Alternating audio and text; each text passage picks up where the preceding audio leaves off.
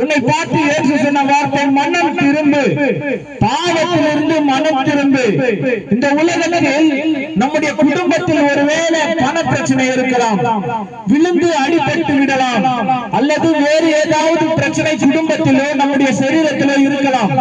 அவை எல்லாவற்றையும் பணம் கொடுத்து மருந்தினாலும் பணத்தினாலும் அவற்றை சரி செய்யலாம்.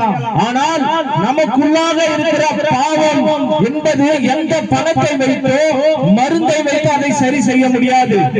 அதனால் தான் இயேசு சொல்லுகிறார், பாவிகளை ரட்சிக்க இயேசு கிறிஸ்து உலகத்திற்கு வந்தார் என்று வசனம் சொல்லுகிறது. அந்த பாவத்திலிருந்து மனுஷனை ரட்சிக்க இயேசு கிறிஸ்து இந்த உலகத்திற்கு வந்திருக்கிறார். சகோதரனே சகோதரியை கேளுங்கள், பாவம் என்றால் என்ன? அநேக காரியங்கள் பாவம் இருக்கிறது. நம்முடைய சிருஷ்டிகரை விட்டு நாம் விலகி போவது பாவம் தான்.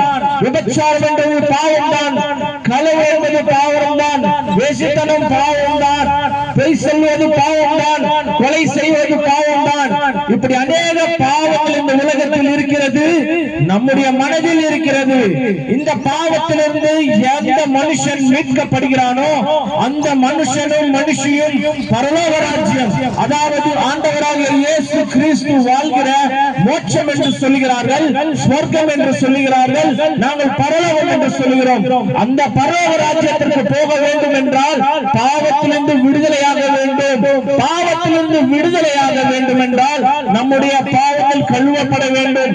நம்முடைய பாவங்கள் கழுவப்பட வேண்டும் என்றால் உலகத்தில் இருக்கிற ஒவ்வொரு மனுஷனுக்காகவும் ஒரு பரிசுத்தர் மரிக்க வேண்டும் என்று வசனம் சொல்லுகிறது. ஐயா, உங்க வேதம் தானே சொல்லுது, உங்க வேதம் தானே சொல்லுது அப்படின்னு கேட்டீர்கள் என்றால் நான் சொல்லுவேன், வேதம் மட்டும் சொல்லை, அநேக காரியங்கள் சொல்லுகிறது.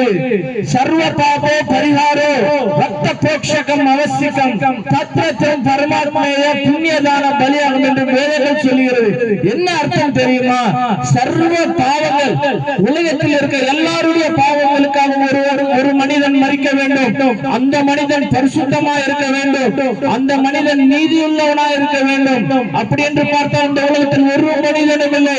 இந்த உலகத்தில் இருக்கிற மனிதர்களுக்காக மரித்த, மனிதர்களுடைய பாவத்தை நீக்க மரித்த ஒரே ஒரு ஆண்டவராக இயேசு கிறிஸ்து மட்டும்தான்.